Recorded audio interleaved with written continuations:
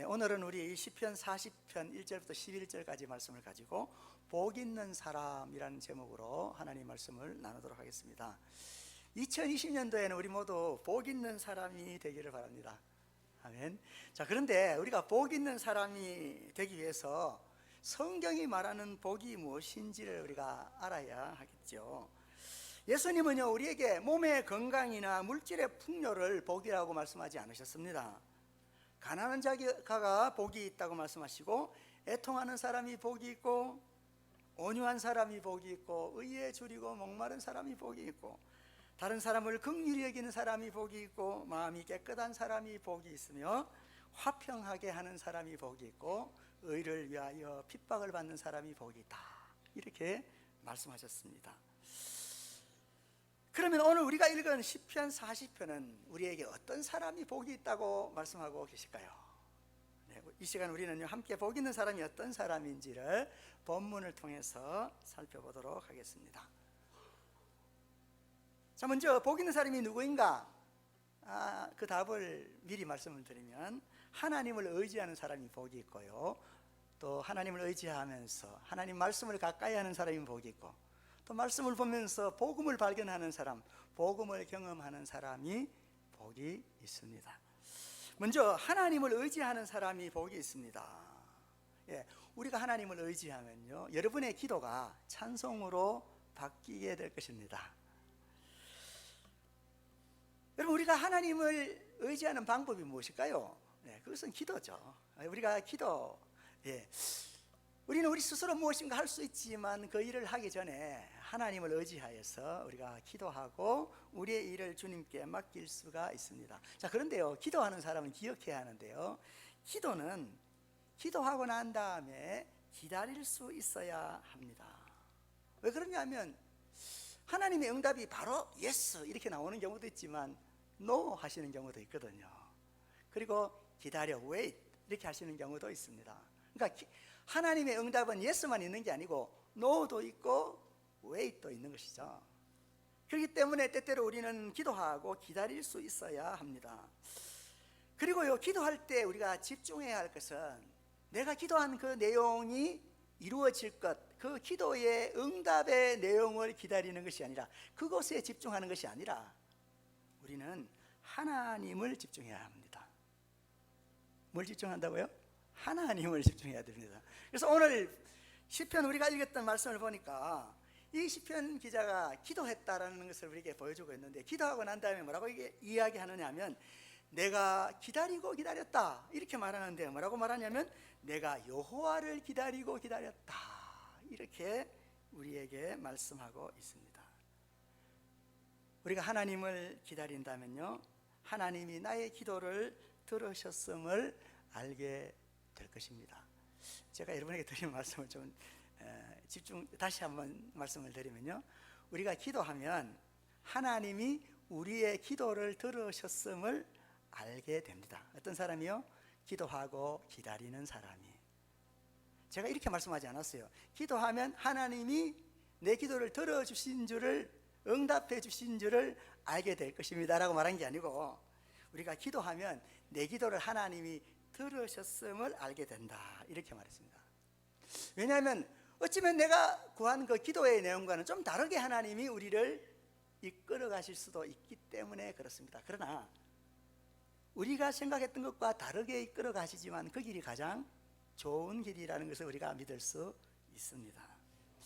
하나님은요, 무엇보다 우리를 수렁에서 건지시기를 원하십니다. 우리를 수렁에서 건져 올리실 뿐만 아니라 그 수렁에서 건지셔서 우리의 발을 반석 위에 두시고 우리가 그 반석 위를 걸어가게 하시기를 원하십니다. 우리는 어쩌면요, 내 발이 자꾸 수렁 속으로 점점 빠져들어가고 있는데도 하나님, 내가 원하는 걸 좀 주세요 이렇게 기도할 수가 있습니다. 한번 생각해 보십시다. 저와 여러분의 발이 지금 진흙탕에 빠져서 자꾸 진흙탕 속으로 빠져들어가고 있는데, 여러분은 하나님 황금 주세요 이렇게 말하지는 않으시겠지만 만약에 여러분이 금을 구하셨다고 치십시다. 그래서 금을 하나님이 주셨어요. 그러면 어떻게 될까요? 내 발이 지금 어디에 빠져 있다고요? 수렁에 빠져 있는데 무거운 금이 들어가면 들어갈수록 내 발은 점점 더 깊이 수렁 속으로 빠져들어가게 되는 것이죠. 그러니까 내게 필요한 것을 주신다고 하기 전에 먼저 우리의 발을 수렁에서 건져내서 반석 위에 두시기를 원하신다는 겁니다. 여러분, 반석하면 떠오르는 게 뭐죠? 예수님께서 산상수훈을 하시면서 끝부분에서 뭐라고 말씀하시냐면은, 하나님의 말씀을 듣고 지키는 사람은 그 집을 어디에 세운 사람이요? 반석 위에 세운 사람과 같다, 이렇게 말했어요. 그러니까 이 반석은 말씀을 듣고 그 말씀을 따라서 살아가는 사람들, 그 말씀을 따라 살아가는 사람들을 반석 위에 두었다, 이렇게 표현하고 있는 것이죠. 그러니까요, 우리가 정말 하나님이 기뻐하시는 올바른 길, 또 궁극적으로 성공할 수 있는 길을 가려면 먼저 우리의 발이 수렁에서 건져내어져서 반석 위에, 다시 말하면 하나님의 말씀을 따라 살아갈 때 그 끝에 도착해 보니 이게 하나님이 우리를 향하신 놀라운 계획이었구나 하고 알 수 있게 되는 것입니다. 여러분, 하지만 우리는 사실 힘들고 어려운 순간에는 그저 내가 닥쳐있는 문제, 그 문제에만에 집중해서 하나님 도와주세요 라고 말하게 됩니다. 우리는 연약한 존재이고 하나님은 또 우리의 그런 기도를 외면하지 않으십니다. 우리가 하나님을 의지하여서 눈물로 기도한다면 웃음으로 찬송하게 될 것입니다. 그래서 시편 126편 6절은 우리에게 이렇게 말씀합니다. 울며 씨를 뿌리러 나가는 사람은 반드시 기쁨으로 단을 가지고 돌아올 것이라. 여러분, 기도하시고 올 한 해도 하나님이 응답해 주시는 그 응답으로 인해서 기뻐하게 되시는 저와 여러분이 되기를 바랍니다. 자, 이렇게 우리가 정말 하나님을 의지하면 왜 우리에게 복이 있느냐? 하나님을 의지하는 사람은 기도하게 되고요, 그 기도하는 것이 찬송으로 바뀌어질 것이기 때문에 그렇습니다. 근데 뿐만 아니라 우리가 하나님을 의지하여 살아가는 이 삶이요, 다른 사람들에게 좋은 영향을 미칠 수가 있습니다. 어떤 사람들은 문제가 닥치면 그 문제 때문에 한숨 짓고 늘 다른 사람을 원망하고 신세를 한탄하다가 어쩌면 자기의 목숨조차도 끊어버릴 수도 있죠. 근데 우리가 그리스도인으로서 우리가 가질 수 있는 정말 중요한 특권이 무엇입니까? 힘든 순간에 그저 좌절하고 낭망하고 그냥 한숨만 짓는 것이 아니라 하나님 앞에 기도할 수 있고, 그렇게 힘든 상황 속에서 하나님을 의지하면서 당당하게 용기를 가질 수 있다면 그렇게 살아가는 모습이 사람들에게 아주 좋은 영향을 미칠 수가 있다, 그 말입니다. 우리는 어쩌면 내 일이 잘 되어서 예수님 믿으면 그렇게 잘 되냐? 이렇게 하면서 좋은 영향을 미칠 수도 있지만, 사실은요, 좋은 일이 일어날 때보다는 좋지 않은 일이 있는 가운데에서도 믿음을 잃지 않고 당당하게 살아가는 그 모습이 도리어 더 다른 사람에게 더 큰 영향력을 미칩니다. 예수님의 삶이 그랬습니다. 예수님이 하나님 나라를 증거하고 가난한 사람들에게, 또 배고픈 사람들에게, 또 아픈 사람들에게 다가가서 놀라운 일들 많이 행하실 때, 그때보다도 더 십자가에 달려 죽으신 그 일, 그러니까 다시 말하면 고통의 순간, 그 순간에 그 십자가를 견디어내고 그 일을 감당하신 그 주님이 더 많은 영향을 미치게 된 것을 우리는 알지 않습니까? 우리가 예수님 믿는 것이 예수님이 보리떡 5개 물고기 2마리로 5,000명 먹여서 여러분이 예수님 믿으십니까? 아니면 예수님이 십자가에 죽으셔서 예수님을 믿으십니까? 후자지요. 여러분, 우리는 어쩌면 고통스러운 삶의 순간에 하나님의 자녀임에도 불구하고 내가 가지고 있는 이 놀라운 무기를 사용하지 못하고 어쩌면 한숨만 푹푹 내쉬고 있는지도 모릅니다. 기억하십시다.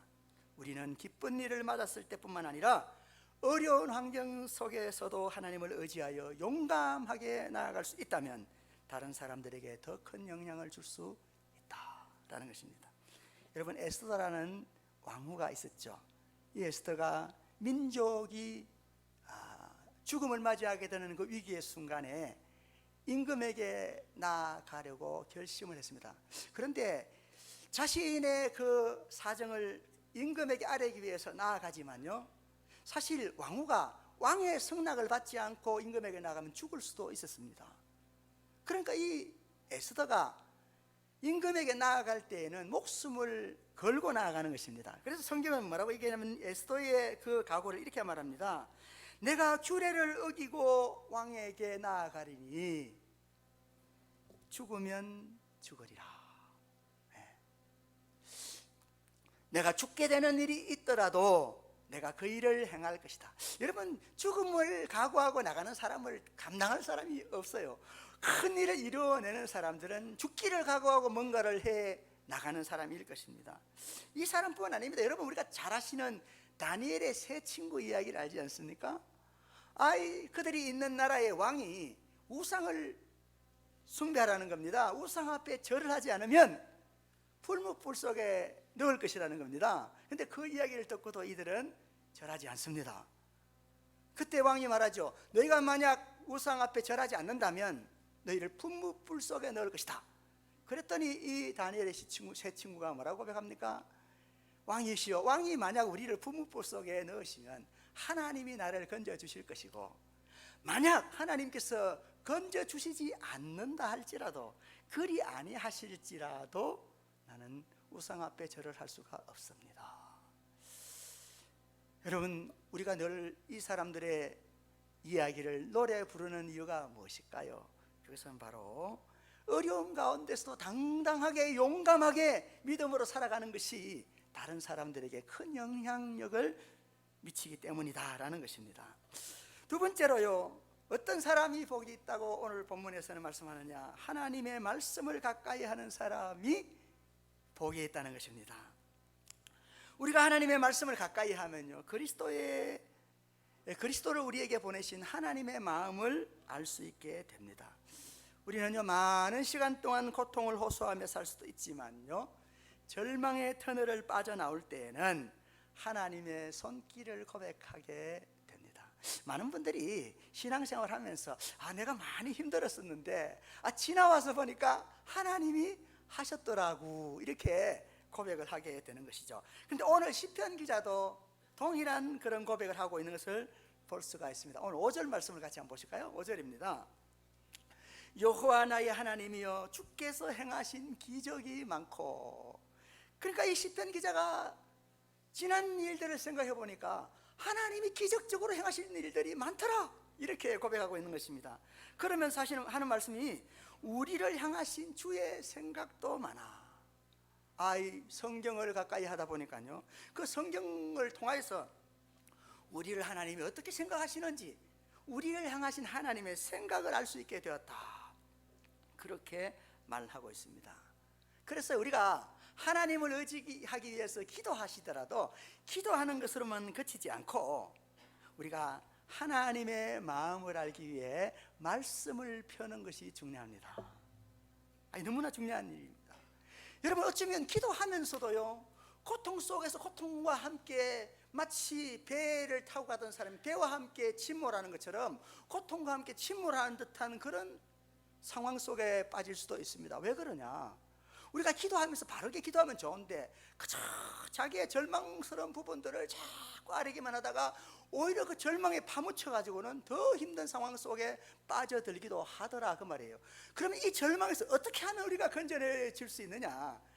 기도하되 기도하는 것으로 그치지 말고 기도하면서 성경을 펴시기 바랍니다. 그래야 성경을 통해서 하나님 말씀을 발견할 수 있습니다. 오늘 시편 기자는요, 성경을 통해서 하나님이 행하신 많은 기적과 우리를 향하신 하나님의 생각을 발견했다고 고백하고 있습니다. 목사님, 여기 성경 펴서 봤다는 얘기 어디 있어요? 저한테 혹시 물으신다면 오늘 7절 말씀을 같이 한번 보시면 7절 이렇게 말하지 않아요?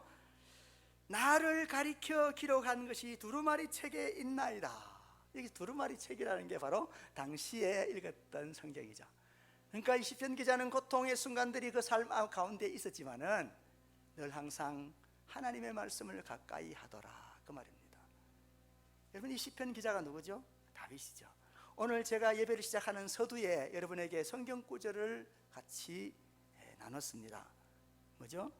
복 있는 사람은 하나님의 말씀을 주야로 묵상하면서 살아가기 때문에 그 말씀을 따라서 시절을 쫓아 과일을, 열매를 맺게 되더라 하는 그런 복음을 이 다윗이 고백하는 것을 우리가 보았습니다. 여러분, 예레미야 29장 11절에 보면요, 이렇게 말씀합니다. 여호와의 말씀이니라 너희를 향한 나의 생각을 내가 아나니. 오늘 시편 40편에서도 내가 성경을 폈더니 우리를 향한 하나님의 생각을 많이 알게 되었습니다, 이렇게 고백했잖아요. 근데 이 성경의 예레미야라는 사람도 동일하게 그렇게 이 고백을 하고 있는 것을 볼 수가 있습니다. 여호와의 말씀이니라 너희를 향한 나의 생각을 내가 아나니 평안이요 재앙이 아니니라 너희에게 미래와 희망을 주는 것이니라. 그러니까 하나님의 생각은 우리에게 재앙이 아니고 평안이고 미래와 희망을 주는 것이라는 겁니다. 뿐만 아니라 우리가 하나님을 의지하면서 성경을 진지하게 읽는다면요, 그 성경을 통해 하나님의 마음을 알 수 있게 됩니다. 예레미야가 3장 32절 33절에 우리에게 이렇게 말씀합니다. 그가 비록 근심하게 하시나, 그러니까 우리가 믿음 생활하면서도요 근심할 일들이 있더라는 거예요. 그래서 하나님이 우리를 근심하게 하지만 이렇게 성경은 이야기하고 있습니다. 그러나 그의 풍부한 인자하심에 따라 긍휼히 여기실 것입니다. 하나님이 우리를 긍휼히 여기실 것이라는 겁니다. 그러면서 하는 말씀이 주께서 인생으로 고생하게 하시며 근심하게 하심은 본심이 아니시로다. 그러니까 성경에서 하나님이 우리에게 마음을 가르치시는데요, 때때로 우리가 근심할 일이 생겨나지만 그 근심하게 하는 것이 하나님의 본심이 아니다 라고 우리에게 성경은 말씀하고 있는 것입니다. 오늘 이 시편 기자는 자신이 성경을 읽으면서 하나님의 마음을 알게 되었다고 고백하는데요, 특별히 이 시편 기자가 우리에게 이렇게 말합니다. 하나님은 우리에게 재물이나 형식적인 예배를 원하지 않습니다, 이렇게 고백합니다. 여러분, 구약 성도들은요 하나님 앞에 나와서 짐승을 바치고 제사를 드렸어요. 근데 오늘 이 시편 기자가 하나님은 제물도 기뻐하지 아니하고 제사도 안 기뻐하신다라고 알게 됐다는 거예요. 언제? 성경을 펴서 보다가. 그럼 하나님은 우리의 예배를 받으시지 않느냐? 아니면 예물을 기뻐하지 않느냐? 그 이야기가 아닙니다. 이 말은 무슨 말이냐면은, 예물을 왜 드리죠? 예물은 하나님이 내게 베풀어 주신 은혜에 감사해서 하나님과의 친밀함 가운데 하나님 감사해요 하고 예물을 드리는 것인데, 이 감사함이 쏙 빠진 채로 교회 가면 예물 바쳐야 돼, 그러니까 어쩔 수 없이 드리는 예물이라면 그 예물이 무슨 의미가 있겠느냐 그 말이에요. 제사를 드리게 하신 이유는 흠없고 점없는 양이 나 때문에 죽어가는 모습을 바라보면서, 내가 이 죄 가운데 살아가는 이 죄가 나를 얼마나 심각하게 불행하게 만드는 것인지, 내가 다시는 죄를 지으면 안 되겠구나라는 것을 깨닫게 하기 위해서 제사를 드리게 했는데, 제사를 드리긴 드려요. 돈이 많으니까 제물을, 나는 죄 지어도 괜찮아, 나는 양이 많으니까 양 3마리 5마리 10마리도 드릴 수 있어 라고 마음대로 죄를 짓는다면 드리는 그 제사가 무슨 의미가 있냐 그 말이에요. 그러니까 이 말은 우리가 예물을 드리고 제사를 드리는 그 행위 자체가 중요한 게 아니라 우리의 상한 심령을 원하신다. 하나님 앞에 우리 자신을 돌아보면서 우리가 하나님과의 올바른 관계를 바라보는 그것을 더 기뻐하신다 그 말입니다. 근데 그것을 성경을 펴서 진지하게 바라보다가 깨달았다 그 말입니다. 하나님은요 우리가 예배를 통해 하나님을 만나기를 원하십니다. 오늘도 이 예배를 마치고 돌아가실 때, 제가 오늘 설교한 내용 다 까먹어도 괜찮습니다. 돌아가시면서, 그래 하나님이 내 아버지시지, 그래 나는 하나님의 자녀지, 하나님이 나와 함께하고 계시지, 그래 내가 힘들어도 나와 함께 하시는 그 주님을 의지해서 살아가야지, 이 생각만 가지고 돌아가신다면 예배 성공입니다. 우리는 성경을 읽으면서 그 성경이 나를 위하여 기록된 것임을 발견할 수 있어야 됩니다. 오늘 시편 우리 말씀 같이 한번 보실까요? 오늘 시편 우리가 함께 읽었던 7절을 보면 이렇게 말합니다. 그때에 내가 말하기를 내가 왔나이다, 나를 가리켜 기록한 것이 두루마리 책에 있습니다, 이렇게 고백합니다. 그러니까 성경이 다윗이 어떻고 솔로몬이 어떻고 모세가 어떻고 훌륭한 사람들에 대한 이야기라고만 여러분에게 받아들이신다면 이 성경이 우리와 무슨 상관이 있겠어요? 그렇죠? 성경은 저와 여러분에게 말씀하시는 하나님의 사랑의 고백입니다. 그리고 약속입니다. 그래서 오늘 이 시편의 기자처럼 성경을 봤더니 이 성경이 나를 기록한 것이다, 이렇게 고백할 수 있어야 한다, 그 말입니다.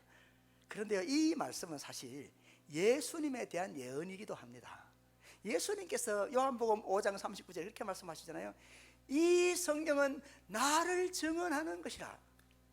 여러분, 우리가 성경을 읽으면서요, 예수님을 발견해야 됩니다. 예수님을 발견해야 된다는 말은, 다시 말하면 하나님이 그 아들을 우리에게 주시기까지 우리를 사랑하신다는 것을 발견해야 한다, 그 말이에요.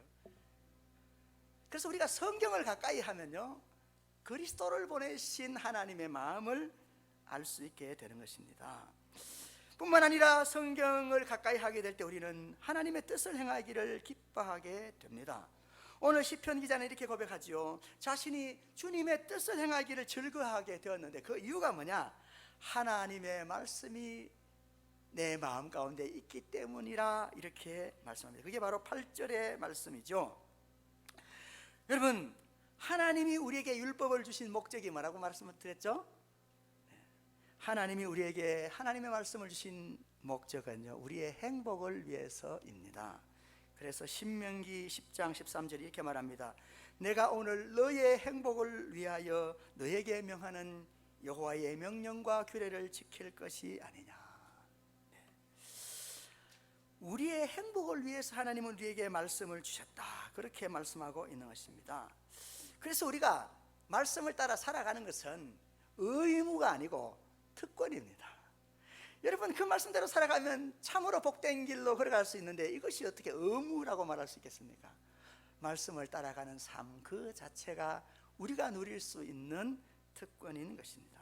자, 그러면 우리가 주의 뜻대로 행하게 된다 그랬는데 주의 뜻대로 행하고 있는지 아닌지 그것을 체크할 수 있는 방법이 있을까요? 있습니다. 아주 쉬운 방법이 있습니다. 그게 뭘까요?